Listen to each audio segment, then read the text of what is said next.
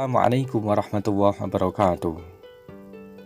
Sahabat Umar bin Khattab radhiyallahu anhu meninggal karena terbunuh oleh seorang budak Persia yang bernama Abu Lu'lu'ah atau Fairuz. Pada saat sahabat Umar ingin memimpin atau mengimami sholat subuh, Fairuz atau Abu Lu'lu'ah adalah seorang budak Persia yang masuk Islam setelah Persia ditaklukkan oleh kepemimpinan Umar bin Khattab. Pembunuhan sahabat Umar ini konon dilatar belakangi oleh dendam pribadi oleh Abu Lu'lu' terhadap Umar. Abu Lu'lu' merasa sakit hati atas kekalahan Persia, yang saat itu Persia merupakan negara adidaya. Peristiwa ini terjadi pada hari Rabu 25 Dzulhijjah 23 Hijriah. Setelah wafatnya sahabat Umar, jabatan khalifah dipegang oleh sahabat Utsman bin Affan. Seiring terbitnya matahari pagi, berita mengerikan tersebut tersebar ke seantero Madinah. Penduduk ingin mengetahui lebih jelas mengenai kejadian yang sangat mengejutkan itu. Bahkan pemuka-pemuka dari masing-masing kabilah segera dikumpulkan di halaman rumah Umar untuk mengetahui kondisi kesehatan sang khalifah. Adalah Abdullah bin Abbas mengungkapkan, "Aku masih berada di tempat Umar dan Umar belum sadarkan diri sehingga matahari terbit hari ini." Setelah Umar sadar dan siuman, sambil berbaring, Umar berkata, "Apakah orang-orang sudah sholat subuh?" tanya Umar. Kemudian Abdullah bin Abbas menjawab, "Sudah, semuanya sudah melaksanakan sholat subuh." Setelah itu, ia memerintahkan Abdullah bin Abbas untuk mencari tahu orang yang telah menusuknya. Kemudian Abdullah bin Abbas pun segera keluar dan menemui para pemuka kabilah. "Wahai saudara-saudaraku," kata Abdullah bin Abbas, "Amirul Mukminin Umar bin Khattab ingin mengetahui apakah peristiwa ini merupakan konspirasi kalian." Para pemuka kabilah yang mendengar pertanyaan tersebut menjadi kecut dan serentak berkata, "Semoga Allah melindungi kami. Kami tidak tahu. Mana mungkin itu akan terjadi. Jika kami tahu, pasti kami bersedia menebusnya dengan nyawa kami atau dengan nyawa anak-anak kami." "Lalu siapa yang menikam Amirul Mukminin?" tanya Abdullah bin Abbas kembali. "Umar ditikam oleh musuh Allah, wahai Abu." Umar ditikam oleh musuh Allah, yaitu Abu Lu'lu'ah, budak Mughirah bin Syu'bah, jawab mereka. Abdullah bin Abbas kembali ke dalam rumah Khalifah Umar dan menyampaikan kabar orang yang telah menikamnya.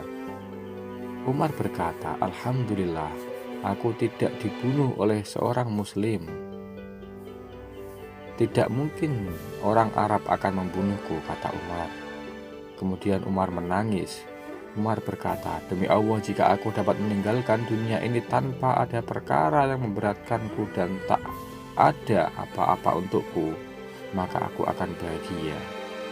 Abdullah bin Abbas radhiyallahu anhu berkata, "Ya Amirul Mukminin, Rasulullah SAW meninggalkan dunia ini dan dia merasa bahagia denganmu. Tidak ada dua orang muslim yang berselisih berkenaan dengan kekhalifahanmu. Setiap orang bahagia dengan kekhalifahan dan kepemimpinanmu." Umar berkata, "Aku tahu itu, tapi kepemimpinanku ini membuatku khawatir, wahai Abdullah. Duduklah." Kemudian mereka menundukkannya.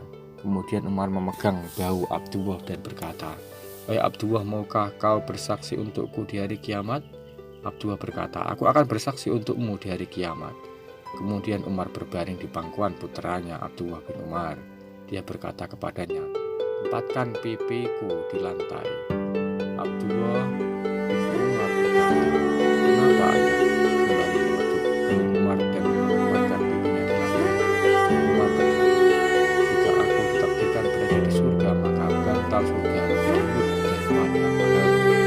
Jika aku ditakdirkan masuk neraka, maka kau tidak menginginkan seorang penghuni neraka di atas bahumu, di atas pangkuan pahalmu. Kemudian Umar juga meminta untuk dimakamkan di sisi Rasulullah SAW, dengan menyuruh Abdullah bin Umar meminta izin kepada Aisyah, dan Aisyah pun mengizinkan Umar untuk dimakamkan di sebelah Rasulullah. Dan diriwayatkan bahwa Abdullah pun datang. Kemudian Umar sedang berbaring dan dia berkata, "Cukupkan aku dengan kamu." Lalu Abdullah masuk ke ruangan dan berkata, "Ayahku, apa keinginanmu lagi? Pasti akan dikabulkan." Umar berkata, "Keinginan apapun melebihi itu. Jika Aisyah telah memberikan izinnya kepada aku amat bersyukur. Ketika aku meninggal dan engkau membawaku untuk dikuburkan, tanyakan kepada Aisyah lagi. Mungkin karena statusku sebagai khalifah dia merasa keberatan untuk memberikan tempatnya itu. Tanyakan dia lagi, dan jika dia setuju maka bukan aku di sana, dan kalau dia tidak setuju maka bukan aku di pemakaman umat muslim." Beberapa hari setelah peristiwa pernikahan, Umar bin Khattab menghembuskan nafas terakhirnya dan menyisakan duka mendalam di kalangan umat Islam. Seandainya kematian Umar bin Khattab tidak melalui proses yang sangat keji dan tragis, mungkin kesedihan tidak akan berlarut-larut dan dendam tidak akan bersarang di dalam dada para keluarga. Bagaimanapun kondisi Islam sepeninggal Umar saat itu, dapat dikatakan bahwa Islam telah mencapai kegemilangan dan tidak dapat dilepaskan dari peranan Umar bin Khattab. Itu semua adalah jasa dari Umar bin Khattab. Inilah salah satu pemimpin yang hebat, yaitu Umar bin Khattab, yang berhasil ditorehkan semasa hidupnya. Dari kisah ini juga dapat kita ambil kesimpulan bahwa betapa cintanya Umar kepada Rasulullah, hingga ketika ia meninggal pun ia ingin dimakamkan di sisi Rasul dan sang khalifah, juga orang yang amat mulia. Semoga Allah memberi balasan yang terbaik untuk beliau. Terima kasih, semoga ini dapat bermanfaat dan menjadi inspirasi bagi kita semua untuk mendekatkan diri kepada Allah dan menjalankan segala perintah-perintahnya, mencintai Rasul, dan juga mengamalkan apa-apa yang telah dicontohkan baginda Rasulullah Muhammad SAW. Terima kasih. Assalamualaikum warahmatullahi wabarakatuh.